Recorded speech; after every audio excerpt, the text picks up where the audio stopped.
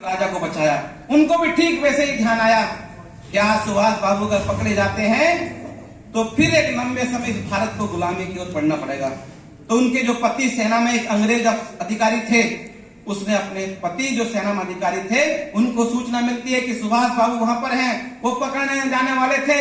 इतने ही वो नीरा आर्य नाम की बहन अपने पति को उस पन्नाधाय को नाम याद रख करके और उनको खत्म करने का कार्य करती है। ये है इस भारतीय संस्कृति की जीवात्मा, ये है इसका पोषण करने वाली। उस नीरा आर्या उनको मार करके पुनः वापिस खेकड़ा में आती है। एक गुमनाम जीवन बन करके एक सैनिक के नाते वो खेकड़ा की गली मोहल्लों में सब्जी बेचकर अपने आप को खत्म कर लेती है। वो ये नहीं कहती कि मैं सुभाष बाबू के लिए स्वतंत्रता के लिए मैं सैनिक बन के काम किया।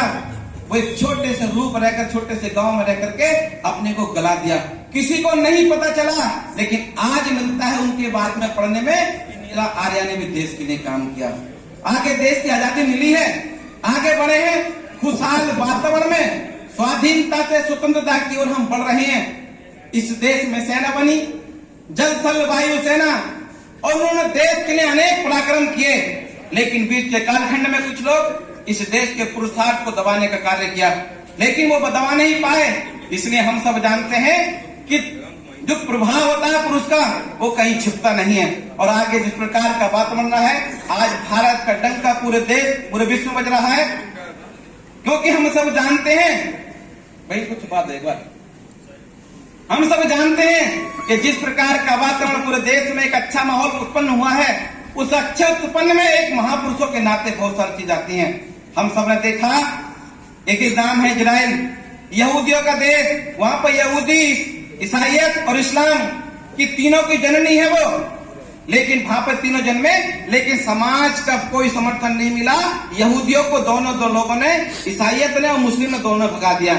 यहूदी अपने देश से 1800 वर्ष बाहर रहते हैं और बाद में वो यहूदी संकल्प लेते हैं कि हमको अपना देश प्राप्त करना होगा, और 1948 में आकर के इजराइल अपना देश बनाता है। आज इजराइल का नक्शा अलग है, चारों ओर उसके देश ठहरे मुसलमान के, लेकिन कोई भी देश उनसे टक्कर लेने को तैयार नहीं, क्योंकि वहां के लोगों में, वहां के बच्चों में इस देश की क्रांतिकारी के साथ साथ उन पर एक सेना की ट्रेनिंग मिलती है बच्चों को। इसलिए वो देश संपन्न है।